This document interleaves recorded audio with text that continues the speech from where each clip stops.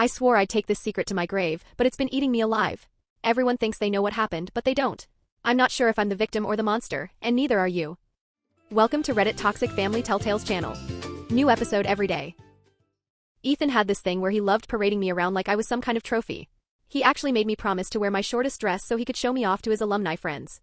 Then, the second I opened my mouth into the mic that night, he leaned in with this fake smile and hissed that I'd embarrassed him. I looked him straight in the eyes and said, "Oh babe, you have no idea. I'm just getting started." He went crimson, storming toward the stage like a bull, but I stayed perfectly calm. That was 6 months ago. Fast forward to this morning, he's being dragged out of court in handcuffs, screaming my name like a madman. See, back then we had an unexpected ally, Rosa, the janitor who cleaned their fraternity house. We showed her a glimpse of what was really going on, and she didn't even hesitate. She just shook her head and said, "Those boys never tip me at Christmas. They leave their bathrooms like a war zone. Whatever you need, I'm your inside woman." And just like that, we had keys. We had their Wi-Fi password. We had an insider. Rosa told us things that made my stomach turn. Ethan and his brothers? They would purposely clog toilets before parties just to make her deal with the mess. And when they thought she couldn't hear, they'd call her the help, like she was less than human. Every story she shared made me hate Ethan more than I thought was even possible. And the whole time? He had no clue. He was busy obsessing over Paradise Night, their biggest fraternity event of the year. Bragging about how his dad and uncle were flying in, how they were big donors, how this was his moment to shine. He looked me dead in the eye and said, "Make sure you look good because these guys' opinions matter for my future career." As if I was just an accessory to boost his networking chances. So I smiled sweetly and promised him I'd wear that little dress he liked so much. I didn't mention it would be for a very different reason than he thought. Because that was the night we'd chosen to bring the whole house of cards crashing down. When Paradise Night arrived, I walked into that house with Ethan's arm clamped tight around my waist. He leaned in, whispering, "Damn baby, you look so good I might have to fight my brothers off you." I wanted to claw his eyes out right there, knowing what those brothers had already done to me. The house was jam-packed, 300 people shoulder to shoulder. Alumni in their 40s with their wives, dressed in suits and cocktail dresses, ready to write fat donation checks like they did every year. Ethan paraded me around like some prize pig at a fair, introducing me to the very men who had violated me. Each handshake made my skin crawl while he beamed like he'd just won the lottery. His own father even looked me up and down and said, "Good job, son." Like I was a prize he'd won at a carnival booth. At exactly 11:30, the trap was sprung. Our president gave the signal and bam, every single door slammed shut. Rosa's crew locked them from the outside while 12 sorority presidents formed a human barricade at the main entrance. Alumni and their wives started shifting uncomfortably, looking around in confusion. That's when I climbed onto the DJ platform. Ethan's voice cut through the noise. "Babe, what are you doing? You're embarrassing me." I gripped the mic, forced a calm smile and said, "Oh babe. I told you. I'm just getting started." 300 faces turned toward me. Ethan's expression snapped from confusion to rage in seconds. He tried shoving through the crowd, but Maya and the other sorority presidents were already standing shoulder to shoulder at the base of the stage, blocking him. Rosa's team had every exit sealed tight. My hands were trembling so hard I nearly dropped the mic, but I forced my voice to stay strong. I told the room exactly what this fraternity had been doing for years, how they'd been raiding women's privacy, trading intimate photos without consent. The silence that fell was suffocating. Alumni wives gasped. Derek Walker's face went pale as chalk. Ethan screamed that I was a liar, that I was some crazy ex out to ruin him. But then Maya plugged her laptop into the DJ system. And suddenly, the truth was staring everyone in the face. Every TV in the house lit up with the spreadsheet. Names, photos, numbers, and comments so vile that people actually vomited on the floor. Ethan lunged for the laptop, but 3 massive football players from another fraternity grabbed him and pinned him back. Derek stormed toward me, shouting about lawsuits, defamation, how his lawyers would bury me. He froze mid-sentence when his wife's photo appeared on the screen with a note. Brad's mom at 25 found her college pics online. Solid 8. Mrs. Walker's scream cut through the room like glass shattering. That's when campus police came crashing through the front doors. We'd called them minutes earlier. Officer Davis took one look at the screens and immediately called for backup. Alumni wives were sobbing, some already dialing their lawyers. Ethan managed to break free, charging the stage. But I stepped to the side and he plowed straight into the DJ equipment. The cops saw everything, him attacking me in front of 300 witnesses. And then Rosa, God bless Rosa, stepped forward holding a cardboard box stuffed with printed evidence. 8 years of emails, text chains, disgusting plans to spike drinks, secret recording setups. She announced, clear as day, that she'd been saving copies of everything they thought they'd thrown away. Brad Stevens tried to slip out the back but found the door bolted shut. He started frantically deleting files from his phone until an officer cuffed him on the spot. Meanwhile, the Greek Council's executive board had their phones up, recording everything. Alumni scrambled to distance themselves from the wreckage. Sirens wailed closer and closer. I sat down on the stage steps because my legs finally gave out. Maya slid beside me, her arm wrapping tight around my shoulders. "We did it," she whispered. And we had. But as I looked up, I saw Derek already on his phone, face twisted in rage. He wasn't done. And deep down I knew, this was only the beginning. The morning after Paradise Night, I woke up to my phone practically screaming with notifications. The video of Ethan charging at me had already gone viral, 2 million views on TikTok overnight, and the hashtag Paradise Night Exposed was trending across the country. I had over 800 missed calls, most from numbers I didn't even recognize. And get this, someone had already made a Wikipedia page about the scandal, screenshots and all. I stumbled into the kitchen, hands shaking as I tried to make coffee, while Maya sat at my table calmly answering calls from reporters. Yeah, reporters, who had already tracked down my address and were gathering outside. My parents were on their way from Charlotte after seeing everything on the news, and the silence in my apartment felt unbearable after the chaos of last night. I kept checking the locks every 5 minutes, even though I knew Ethan was sitting in a cell. I couldn't shake the paranoia. Then my phone buzzed again, Jessica Torres from the Title IX office. Her tone was sharp, like I was the problem, demanding I come in immediately. Maya drove me there, our lawyer in tow, and we walked into this ice-cold office where Jessica sat behind her giant desk looking irritated. She started lecturing me about how I'd created a PR nightmare for the university. But our lawyer cut her off, rattling off legal language that drained the color right out of her face. Meanwhile, Derek Walker, frat royalty himself, stood on the steps of the business school the very next morning holding a press conference. He called me a disturbed young woman who just wanted attention. Oh, and to make sure the cameras were rolling, he announced his $3 million donation to the fraternity. Within hours, my high school yearbook photos were plastered all over Instagram. Strangers calling me ugly, desperate, things I don't even want to repeat. Then Rosa texted. She'd been put on administrative leave for helping us. But she wasn't backing down, she'd already handed the evidence to 3 different lawyers, and her union rep was ready to fight. 3 days after Paradise Night, I tried going back to class, pretending things were normal. But everyone stared, whispering, some giving me supportive nods, others shaking their heads like I was the villain. After economics, my professor pulled me aside and gently suggested maybe I'd be more comfortable finishing the semester online. Comfortable? It felt like they were trying to push me out of my own education. The fraternity's national chapter? Oh, they announced an internal investigation, but of course they kept the charter active. Derek's donation suddenly had the university leaning toward mediation instead of prosecution. And then Officer Davis, one of the few good ones, caught me outside the library. She quietly warned me that campus police were being told to investigate us for breaking into the frat house rather than focusing on their crimes.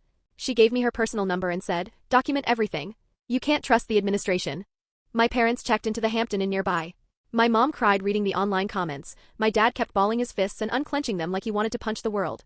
They begged me to come home to Charlotte, but I refused. Leaving would mean Ethan and his brothers had one.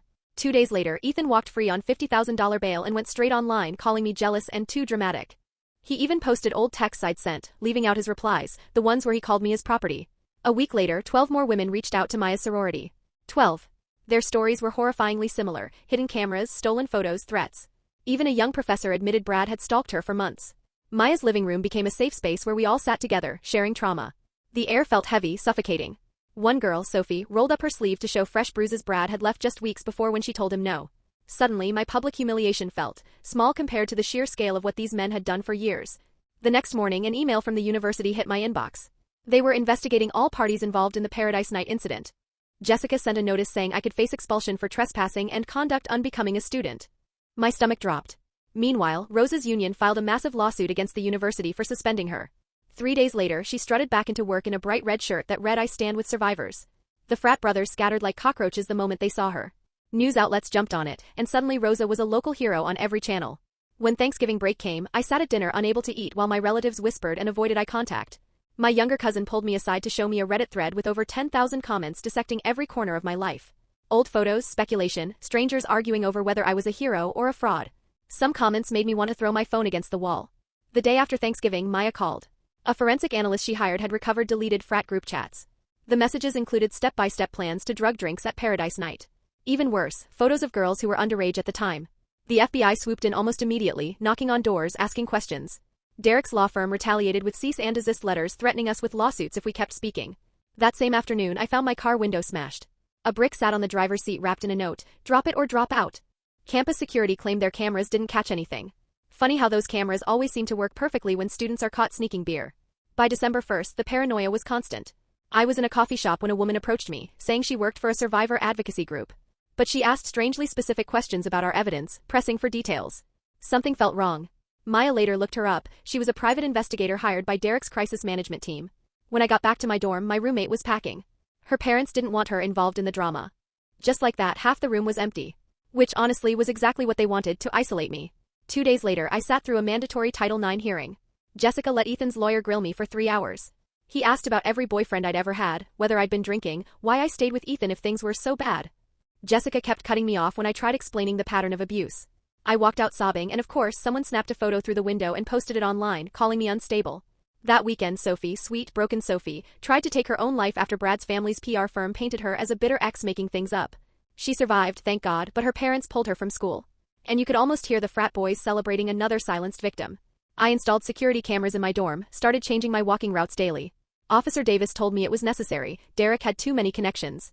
I never walked alone anymore, and I checked my car before getting in, every single time. The fear was exhausting. But stopping? That wasn't an option. On December 7th, I got emails from 3 professors demanding urgent meetings. Anonymous tips accused me of paying students to write my papers, even running a cheating ring. Fake screenshots of text messages showed me bragging about fooling professors. I spent 4 hours proving my innocence while they looked at me like I was guilty. One professor finally admitted a trustee had personally called, suggesting my grades should be reconsidered for academic dishonesty. My hands wouldn't stop shaking as I walked back to my dorm. They weren't just trying to ruin my life, they were trying to erase me. The next morning, my roommate woke me up in tears, showing me her phone. Someone had hacked my Instagram. They posted explicit photos that weren't even me but looked close enough to fool people, with captions describing what I supposedly offered for money. My phone number was plastered all over. My grandmother saw it before the account got taken down. She called me sobbing, saying she was ashamed. The screenshots spread like wildfire through group chats, my name tagged so future employers would find them forever. I threw up 3 times before even finishing my report to Instagram. That night, I collapsed on Maya's apartment floor, shaking uncontrollably. She pulled me into her arms as I sobbed until my voice broke, until I could barely breathe. All I could whisper was, maybe they're right. Maybe I should just drop out before it gets worse. Maya gripped me tighter, looked me dead in the eyes and said, that's exactly what they want. And that's why you can't quit now. 3 days later, Rosa texted me, her message so urgent it made my heart stop for a second. She'd been combing through maintenance requests at the frat house and found something huge. Hidden cameras. Work orders proving they'd been installed in every common area. On paper, the cameras were for security, but Rosa snapped photos of the angles, and they were clearly positioned to catch people in compromising situations. Illegal. Predatory. And right there in black and white. She even found receipts with Derek's signature. He had personally approved and paid for the installations using fraternity funds. Rosa documented everything, serial numbers, invoices, work orders. Evidence they couldn't erase no matter how hard they tried. Meanwhile, my mental health was collapsing under the constant harassment. My therapist wrote down every symptom, nightmares, panic attacks, the way I jumped at every sound, how I could barely eat. She said it was textbook PTSD, deliberate psychological warfare designed to crush me until I dropped out. But she also promised she'd testify if it went to trial, which was the first shred of good news I'd had in weeks. By December 13th, Maya noticed something chilling while she was organizing all the documentation we'd collected. The attacks weren't random. They followed a pattern. Mondays were always digital hits, the Instagram hack, the fake screenshots. Wednesdays brought institutional pressure, anonymous tips to professors, meetings with administrators. And every weekend? Physical intimidation. Threats. Bricks through windows. Like clockwork. Maya built a timeline and it was undeniable, this was a coordinated campaign. 2 weeks later, I was in the library when I heard sirens and saw flashing lights outside. Federal agents swarmed the fraternity house. The FBI raid was fast and brutal. Agents marched out with computers, phones, boxes of documents, while Derek stood on the lawn looking powerless for the first time in his life. What they uncovered was bigger than any of us imagined. The files showed a sprawling network, explicit photos shared between fraternities at 12 different universities. It wasn't just our campus. It was a nationwide system. Within days, 3 frat brothers cracked and went to prosecutors offering immunity deals. Their testimony exposed everything, how Derek encouraged the rating system, even called it a tradition that built loyalty. Emails surfaced of him bragging that it separated the weak from the strong. That same day, his wife filed for divorce. Court records made it public, she wanted nothing to do with him anymore. On the 17th, I went to my first survivor support group. My therapist had been urging me for weeks. Sitting in that circle, I met women from other schools who'd lived the same nightmare years ago. One woman rolled up her sleeve and showed scars from a stress-induced autoimmune condition that had started during her own case. Her voice shook as she warned me, the trauma lives in your body long after court is over. She admitted she still panicked in crowded rooms 5 years later. Her honesty hit me harder than I expected. Then finals week arrived. I forced myself through every exam. My economics test was a blur, I could barely focus. Chemistry went better, but my grades had already slipped. I knew my GPA was tanking, but each exam I turned in felt like defiance. Like proof I wasn't giving them what they wanted. 2 days later, my phone rang. Unknown number. Against my better judgment, I picked up. A man said he worked at Derek's dad's company, and he had something I needed to hear. My pulse spiked. He said he'd overheard things at a work event and sent me audio recordings. The files were jaw-dropping. It was Derek himself, bragging that his dad was handling that lying girl trying to ruin my son. Then casually talking about funneling money to certain people at the university. The recordings were completely legal, one-party consent state. And the guy said Derek treated staff like garbage, so he didn't mind helping us. I forwarded everything straight to my lawyer. Within a week, the Department of Education launched a formal Title IX investigation into the entire university. Jessica? The Title IX officer who'd been stonewalling us? She was put on immediate administrative leave. News spread like wildfire. And suddenly, students who'd been too afraid to speak before started coming forward with their own stories. By winter break, for the first time in months, I actually slept through the night. My dad had installed security cameras all around our house, my mom screened every single phone call, and for once I felt safe enough to breathe. Christmas was simple, just the three of us with Chinese takeout and old movies, but it was peaceful. And peace felt like gold. When January rolled around, I came back for spring semester. My car was waiting in the lot covered in bright red spray paint, Survivor slashed across the windshield and hood. And instead of fear, I felt pure rage. They thought they could still scare me? Not anymore. I snapped photos, posted them online with the caption, "They're just mad I won't shut up." Within hours, the post went viral. Maya saw it and immediately organized a protest. Over 3,000 students showed up, chanting and demanding the fraternity be permanently shut down. When Derek tried to come to campus to meet with his lawyer, the crowd formed a wall, chanting, "No means no," until security had to escort him away. That video went viral too, and suddenly the university couldn't ignore us anymore. They brought in a new Title IX coordinator from out of state. And finally, someone actually listened. She dug into old complaints and uncovered 47 cases against the fraternity that had been buried or dismissed over the past decade. 47. Meanwhile, Rose's union had her back hard. They threatened to strike if the university retaliated, so she not only kept her job, she got promoted to head of custodial services. She used that position to protect every scrap of evidence we'd collected. No more mysteriously disappearing files. But then came January 12th. 2 a.m. pounding on my door. I peered through the peephole and there he was, Ethan. Drunk, swaying, screaming about how I'd ruined his life. I hit go live on my phone while dialing 911. And in that stream you can hear him yelling, "I only shared those photos because bros deserve to know what they're getting." He basically confessed on camera. The cops hauled him off for violating his restraining order, and the live stream exploded across social media. News outlets picked it up, and by morning it was everywhere. His own lawyer dropped him, saying he couldn't defend someone who kept incriminating himself. 2 months after Paradise Night, I sat in my therapist's office and realized I hadn't cried in over a week. After months of daily breakdowns, the tears had finally stopped. She called it post-traumatic growth. To me, it just felt like exhausted determination. That same week, our lawyers filed the bombshell, a RICO suit. We argued the fraternity was a criminal organization with Derek as the ringleader. We asked for $50 million in damages. Suddenly, the high-powered lawyers who'd been so smug started calling to maybe discuss settlement. Then Brad got arrested. Investigators pulled Sophie's hospital records from her suicide attempt and found proof he'd physically assaulted her right before. Once he was in cuffs, 3 more women came forward with their own stories. Maya and I sat in her apartment one night with a giant board, drawing lines between donors, alumni, families. 30 years of patterns stared back at us, proof of how money and influence kept predators safe. We sent everything to the FBI and Department of Education, who were already circling. Emails leaked soon after, proving the university president himself had stopped investigations. He resigned to pursue other opportunities, which everyone knew meant he'd been forced out. The board scrambled to save face. One day at the grocery store, I literally bumped into Ethan's mom. She looked like she'd aged a decade. She grabbed my arm, eyes full of tears, and whispered, "I didn't raise him to be like this." And I believed her. Because honestly, Derek had been poisoning Ethan since childhood. By then, we'd started reaching out to other schools with the same fraternity. We built a massive database of abuse cases, and the national organization finally revoked all their charters rather than face lawsuits across the country. Even Derek's company turned on him. His board forced him to resign after clients threatened to pull billions. You could literally watch his fall in real time, people unfriending him on LinkedIn, posting about integrity while scrubbing their past ties to him. I started teaching self-defense classes at the campus gym. It helped me reclaim my body, release months of fear stored in my muscles. For the first time in ages, I slept through most nights without nightmares. Then the FBI uncovered even more, a group chat of wealthy dads, Derek included, teaching their sons to be alphas by treating women like objects.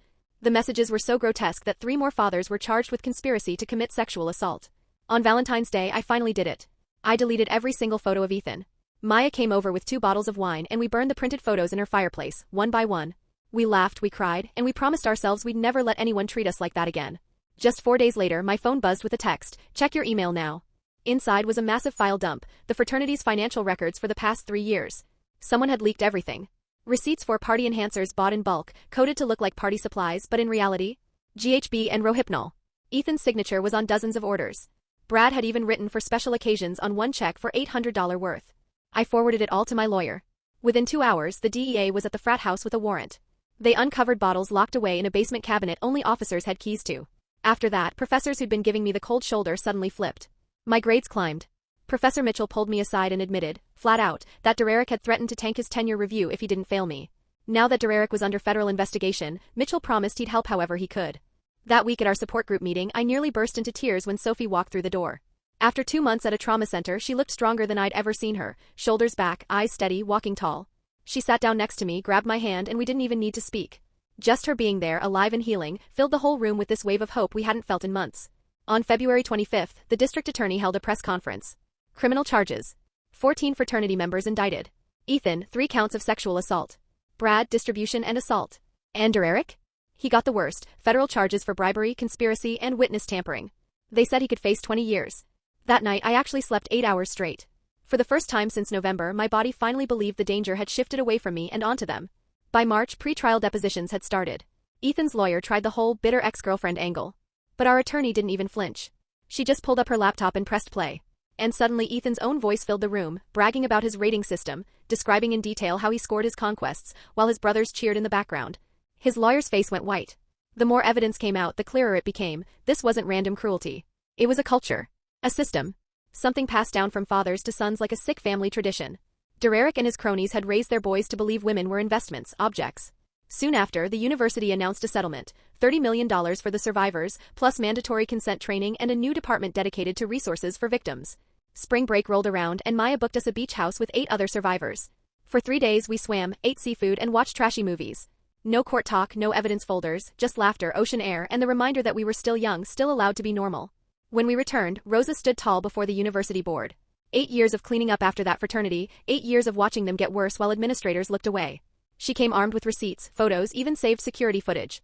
Her testimony was so damning that 7 administrators were fired, and Greek life was completely restructured. One afternoon in the library, a younger student named Amanda approached me. She whispered that she'd been assaulted at another frat but hadn't reported it, until my story gave her the courage. She hugged me and thanked me for being brave. And all I could feel was the weight. I never asked to be anyone's symbol. I just wanted Ethan stopped. Days later, news broke that Brad had cracked under police questioning. He broke down sobbing, confessing that Derek taught them everything. Detectives told me Brad described how they organized photos by conquest rating, how they made sure girls were drunk enough to forget but not drunk enough to need medical help. He even named a dozen wealthy fathers who'd held seminars during alumni weekends about treating women like stock portfolios. The FBI jumped in immediately, because some of those men worked for companies with government contracts. Suddenly, this wasn't just about one frat house. This was national. The city condemned the fraternity house that same week. Inspectors found hidden bathroom cameras not even connected to the security system, black mold, and dangerous wiring. They threw up chain-link fences and announced it would be demolished in April. Watching those windows get boarded up felt like sealing a tomb. March 30th arrived and I threw up 3 times before Maya drove me to court. Outside, hundreds of people lined the street with signs. Inside, the courtroom was packed, reporters, survivors, spectators. Ethan sat at the defense table, drowning in a suit that looked 2 sizes too big. As one survivor after another described what he'd done, I watched his shoulders shake, his smirk vanish. By lunchtime he looked like a scared kid, not the cocky predator who used to boast about his scores. On the 3rd day, Derek's own wife took the stand. She revealed how he'd trained Ethan since middle school, teaching him manipulation, ranking women in spreadsheets, telling him to dump me if I didn't raise his social standing. She had receipts, emails, recordings, proof. When asked why she never spoke up, she admitted she suspected but said Derek controlled all their money and threatened to destroy her if she defied him. April 2nd was my turn. I spent the night before vomiting in the courthouse bathroom while Maya held my hair back, whispering that I'd already survived the worst. My legs felt like water as I walked to the witness stand. Ethan glared at me with pure hate. For 4 hours I laid everything out, the evidence, the messages, the recordings. His lawyer objected, but the judge let me speak. My voice never cracked. I didn't cry. I just told the truth. With every word, Ethan's face grew redder until he stood up, ready to explode, before his lawyer yanked him back into his seat. They tried to attack my credibility, bringing up therapy sessions, anxiety medication. But the judge shut it down. Trauma caused by the defendant couldn't be used against me. 3 days later, word spread. Someone connected to Derek had tried to bribe a juror with $50,000. The juror immediately told the judge, and now Derek faced jury tampering charges on top of everything else. The jury was sequestered. Security doubled. That's how far these men were willing to go to silence us. In between trial days, I tried attending classes. But campus wasn't normal anymore. I had 2 bodyguards shadowing me after someone left a dead rat in my dorm with a note, "You're next." Professors froze mid-lecture when I entered because my guards had to sweep the room first. By April 8th, other universities had begun investigating their own Greek systems. 3 schools revoked degrees from frat alumni after uncovering similar abuse. Ethan's job offer disappeared, his LinkedIn scrubbed. The company released a statement about zero tolerance while frantically auditing their hiring practices. 2 days later, during his federal trial, Derek collapsed clutching his chest as the prosecutor read evidence about the hidden cameras. Paramedics wheeled him out. I felt nothing, no pity, no joy, just emptiness. Like watching a stranger faint in a grocery store. On April 12th, the jury came back after just 90 minutes. Guilty. On every count. Ethan erupted, screaming that I'd ruined his life, while bailiffs dragged him away. His mom sobbed. His dad didn't even show. Brad took a plea deal, testifying that Derek had taught them to drug girls, film them, and pass down the tradition through pledge classes for 20 years. He got 8 years in prison. Days later, 11 more brothers pled guilty. The national fraternity filed for bankruptcy. And Dererick? Guilty on every federal charge. Facing 25 years. April 18th, I sat in my car outside the courthouse and cried. Not from sadness but from exhaustion. Like crossing a finish line after a marathon you never wanted to run. On April 22nd, Ethan was sentenced, 6 years in state prison, lifetime sex offender registration. His mother wept. Dererick sat in his orange jumpsuit, eyes down. The judge said Ethan showed no remorse, only blame. That week, they demolished the frat house. Hundreds of survivors gathered. Rosa, after 8 years of cleaning up their filth, pressed the button herself. The walls crumbled and the crowd erupted in cheers, hugs, tears. It felt like a burial. And then May 1st. Graduation. I crossed the stage 3 weeks early, degree in hand. The auditorium roared. My parents cried in the front row. Maya screamed my name from the balcony. When the president handed me my diploma, she leaned in and whispered, "You're the bravest student I've ever met." 2 days after graduation, the university made an announcement that nearly knocked the wind out of me. They said they were naming their brand new Survivor Resource Center after us, the group of sorority presidents who'd stood together on Paradise Night. But we refused. It wasn't about us. It was about everyone who'd suffered before we ever picked up a mic. So they renamed it, the Center for Survivor Support and Advocacy. Sophie, our Sophie, was the one who cut the ribbon on May 3rd. Her hands didn't even tremble as she spoke about turning pain into purpose. Watching her stand there, strong and steady, felt like the real victory. That same week, I was packing up my apartment. Wrapping dishes I'd once hurled at the wall during panic attacks. Folding clothes I'd worn to court, still heavy with memories. And as I taped up each box, I couldn't help wondering, why did Brad really crack open and spill all of Dererick's darkest secrets? Was it guilt? Fear? Or just convenience? Either way, every box I sealed felt lighter, like I was packing away the ghosts of this place for good. Then Rosa called. She'd just been hired by 3 different universities as a consultant to help protect vulnerable staff and students from harassment. She texted me a photo of her first consulting check, with a sticky note slapped on it that read, "From the help to the helper." I broke down crying right there, happy tears soaking my packing tape. On May 10th, I walked into a downtown law firm for my first day as an intern.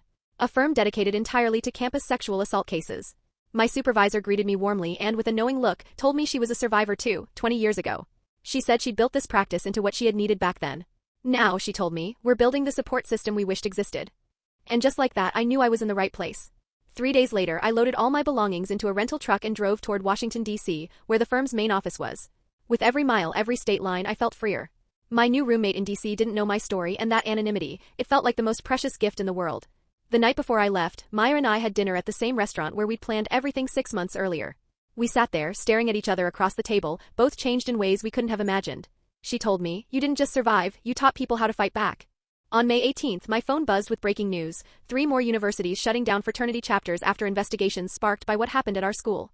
The ripple effects kept spreading, reshaping Greek life across the country. For the first time, I truly believed our voices had made a difference. That weekend, I deleted all my social media accounts except LinkedIn.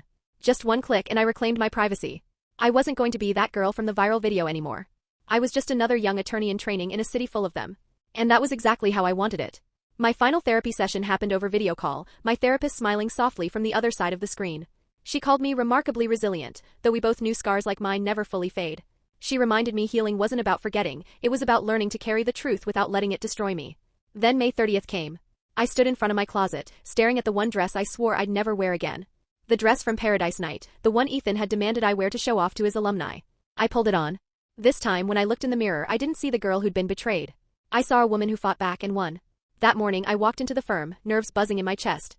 My supervisor introduced me to our newest client, a college student. Her sorority sisters had drugged her at a mixer. She sat there shaking, clutching her phone full of evidence, terrified to share it, looking exactly how I'd looked 6 months ago in that police station. I reached out my hand, met her eyes, and said, "I know what you're going through. And I'll help you through this." The cycle continues. Survival turning into advocacy. Each victory building on the last. Proof that speaking truth to power works, even when power fights back with everything it has. Thanks for watching. Today's train wreck is over, but tomorrow's ride is already on track. Subscribe so you don't miss it.